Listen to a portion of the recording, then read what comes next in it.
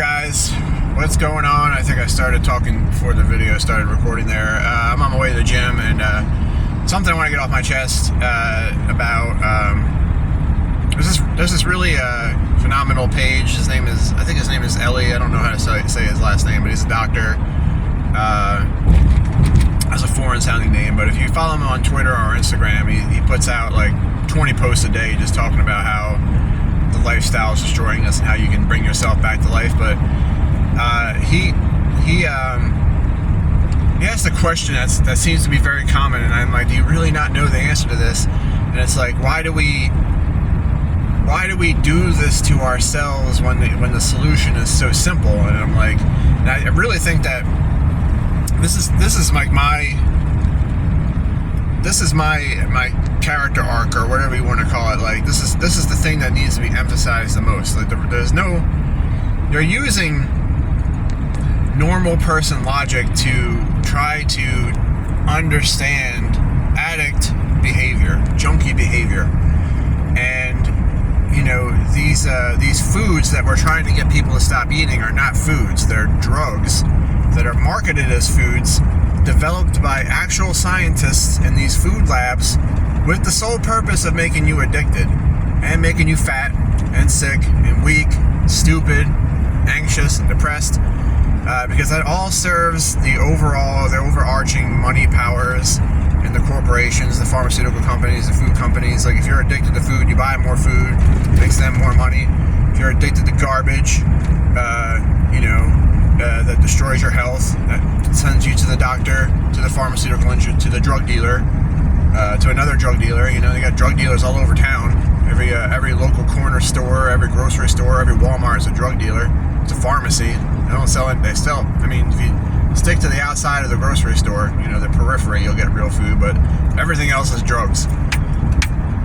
Legitimate drugs. That's not hyperbole. I'm not exaggerating. It's developed as drugs to make you addicted.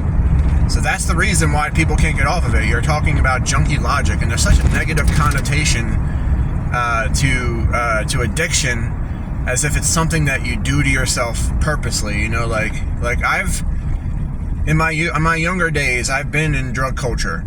Not the real debauch drugs. I was into like the club drugs. The cocaine and the ecstasy and that kind of stuff. And cocaine was pretty bad, but as far as addictive goes, but people really like shit on the heroin addict because it's such a filthy addiction. But but like, I've seen people who are addicted, painkillers, mostly painkillers. Painkillers was a huge problem back. It still is, but like, I saw a lot of good people succumb to addiction when painkillers, Percocets, when Oxy started coming out.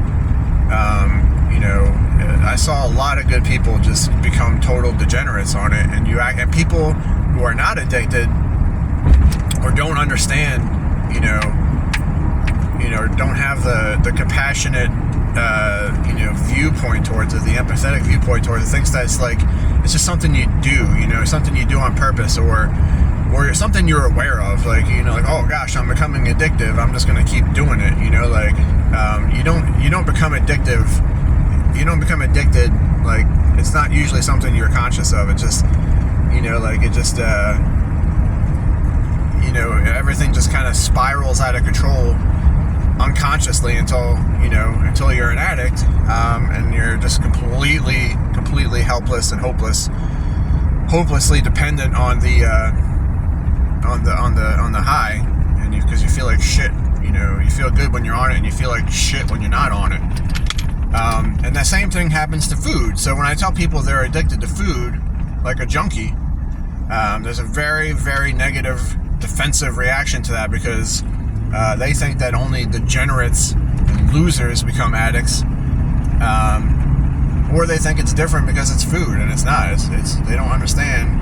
That's what I'm trying to. This is what I really, really want to push home, that you're not consuming foods, you're consuming drugs, and that's why everybody is sick, because they're drugs, not food. Their nutritional value is minimal at best. And usually it's like negative. Usually it's sucks your body of nutrients and deprives you of nourishment, rather than just even giving you a small amount of it. They usually is a negative nutritional, an anti-nutrient. A lot of the foods have anti-nutrients in it, or they block the absorption of nutrients.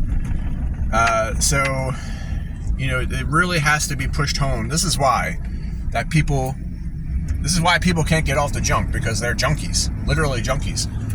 And it's hard to make that argument to junkies, because first of all, they don't realize they're junkies, and second of all, they have separated the food addiction from street drug addiction, and they all have really negative, judgmental viewpoints towards the junkie on the street, not realizing they're just as much of a junkie for the food drugs, for the human pet food, as Dr. Sean Baker calls it. I think it's more appropriately named drug foods, because it's a drug.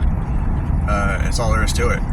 So that's why, guys, that's why people can't heal themselves, and that's, whether you believe in the 12-step recovery program or not. Some people say it's bullshit, but I do fully agree with recognition of the addiction itself, of the problem itself, is the first step to recovery. So if you don't know you're a junkie, you're never going to recover.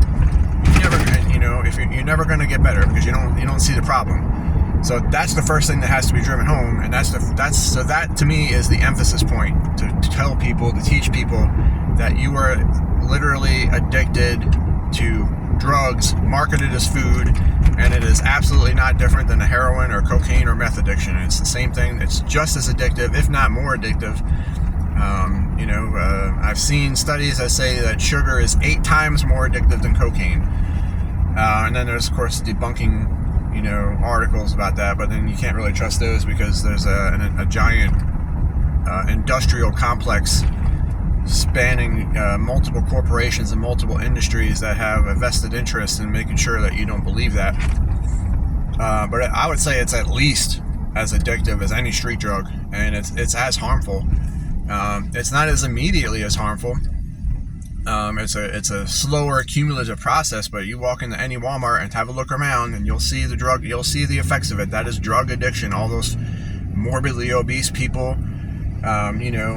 people in their 30s and 40s, riding on the electric motor scooters because they can't walk. That's food addiction. That is addiction. And that's starvation, because you're not getting any nutrients. That's why your body can't function, can't walk. So that has to be emphasized. That is, to me, the most important contention to make, is that these are drugs, and these people are addicts, and these people need help, and the addicts need to recognize that they're addicts, otherwise they're never going to get better, and they need to realize that, a lot of people just say, oh, I'm addicted to coffee, or I'm addicted to sugar, I'm addicted to bagels, or I'm addicted to Pop-Tarts, or I'm addicted to Hot Pockets, or pizza rolls, or McDonald's. They'll readily admit it like it's a joke, like they're just saying it in jest, because they think it's maybe they think it's not a real addiction because it's food and not drugs, but there's no difference. So these points need to be driven home relentlessly, otherwise it's never going to change. So anyway, just getting that off my chest, ranting about it a little bit, I think it's super important. Let me know what you think, and I'll talk to you later.